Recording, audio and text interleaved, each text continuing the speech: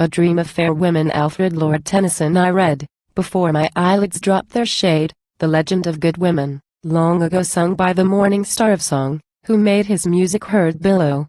Dan Chaucer, the first warbler, whose sweet breath preluded those melodious bursts that filled spacious times of great Elizabeth with sounds that echo still. And, for a while, the knowledge of his art held me above the subject, as strong gales hold swollen clouds from raining, though my heart, brimful of those wild tales, charged both mine eyes with tears. In every land I saw, wherever light illumineth, beauty and anguish walking hand in hand the downward slope to death. Those far-renowned brides of ancient song peopled the hollow dark, like burning stars, and I heard sounds of insult, shame, and wrong, and trumpets blown for wars, and clattering flints spattered with clanging hooves, and I saw crowds in columned sanctuaries, and forms that passed at windows and on roofs of marble palaces, corpses across the threshold, heroes tall dislodging pinnacle and parapet upon the tortoise creeping to the wall, lances in ambush set, and high shrine doors burst through with heated blasts that run before the fluttering tongues of fire. White surf winds scattered over sails and masts, and ever climbing higher. Squadrons and squares of men in brazen plates, scaffolds, still sheets of water, diverse woes, ranges of glimmering vaults with iron grates, and hushed seraglios. So shape chased shape as swift as, when to land bluster the winds and tides the self-same way, crisp foam flakes scud along the level sand, torn from the fringe of spray.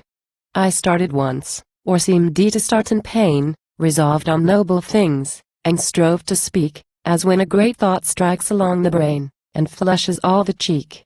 And once my arm was lifted to hew down a cavalier from off his saddle bow, that bore a lady from a leaguered town.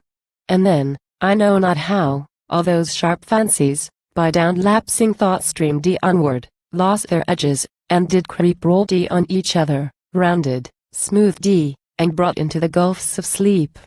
At last methought that I had wandered far in an old wood, fresh washed in coolest dew. The maiden splendors of the morning star shook in the steadfast blue. Enormous elm tree boles did stoop and lean upon the dusky brushwood underneath their broad curved branches, fledged with clearest green, new from its silken sheath. The dim red morn had died, her journey done, and with dead lips smiled at the twilight plain, half fallen across the threshold of the sun, never to rise again. There was no motion in the dumb dead air, not any song of bird or sound of rill. Gross darkness of the inner sepulchre is not so deadly still as that wide forest.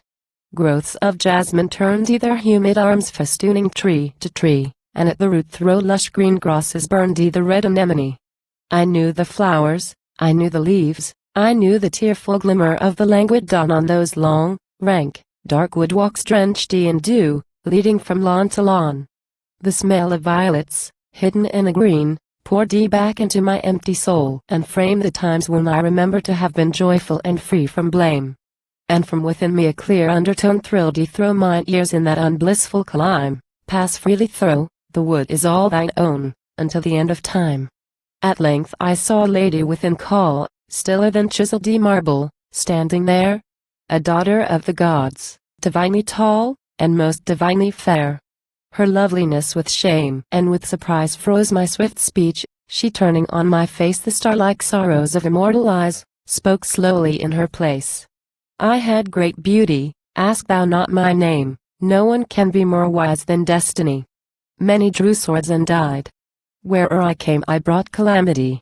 No marvel, sovereign lady, in Fairfield myself for such a face had boldly died. I answered free, and turning I appealed to one that stood beside. But she, with sick and scornful looks averse, to her full height her stately stature draws. My youth, she said, was blasted with a curse, this woman was the cause. I was cut off from hope in that sad place, which men called Alice in those iron years. My father held his hand upon his face. I, blinded with my tears, still strove to speak, my voice was thick with sighs as in a dream. Dimly I could descry the stern black-bearded kings with wolfish eyes, waiting to see me die. The high masts flickered as they lay afloat. The crowds, the temples, wavered and the shore, The bright death quivered at the victim's throat. Touched, and I knew no more. Where to the other with a downward brow, I with the white cold heavy plunging foam, whirled by the wind, had rolled me deep below, then when I left my home. Her slow full words sank through the silence drear, as thunderdrops fall on a sleeping sea. Sudden I heard a voice that cried, "Come here, that I may look on thee." I turning saw, throned on a flowery rise, one sitting on a crimson scarf unrolled, a queen, with swarthy cheeks and bold black eyes, brow bound with burning gold. She, flashing forth a haughty smile, began, "I governed men by change, and so I swayed all moods. 'Tis long since I have seen a man. Once, like the moon, I made the ever-shifting currents of the blood according to my humor ebb and flow. I have no men to govern in this wood, that makes my only woe. Nay, yet it chafes me that I could not bend one will, nor tame and tutor with mine eye that dull cold-blooded Cassar. Prithee, friend, where is Mark Antony? The man, my lover, with whom I rode sublime on Fortune's neck. We sat as God by God, the Nilus would have risen before his time and flooded at our nod. We drank the Libyan sun to sleep, and lit lamps which outburned Canopus. O my life in Egypt! O the dalliance and the wit, the flattery and the strife, and the wild kiss, when fresh from war's alarms, my Hercules, my Roman Antony, my mailed Bacchus leapt into my arms, contented there to die. And there he died, and when I heard my name sighed forth with life I would not brook my fear of the other, with a worm I balked his fame. What else was left? Look here. With that she tore her robe apart, and half the polished argent of her breast to sight laid bare. Thereto she pointed with a laugh, showing the aspic's bite. I died a queen. The Roman soldier found me lying dead, my crown about my brows, a name forever. Lying robed and crowned, worthy a Roman spouse. Her warbling voice, a lyre of widest range struck by all passion, did fall down and glance from tone to tone, and glided through all change of liveliest utterance. When she made pause I knew not for delight, because with sudden motion from the ground she raised her piercing orbs, and filled with light the interval of sound. Still with their fires love tipped his keenest darts. As once they drew into two burning rings all beams of love, melting the mighty hearts of captains and of kings. Slowly my sense undazzled. Then I heard a noise of someone coming through the lawn, and singing clearer than the crested bird that claps his wings at dawn. The torrent brooks of hallowed Israel from craggy hollows pouring, late and soon, sound all night long, and falling through the dell, far heard beneath the moon. The balmy moon of blessed Israel floods all the deep blue gloom with beams divine, all night the splintered crags that wall the dell with spires of silver shine.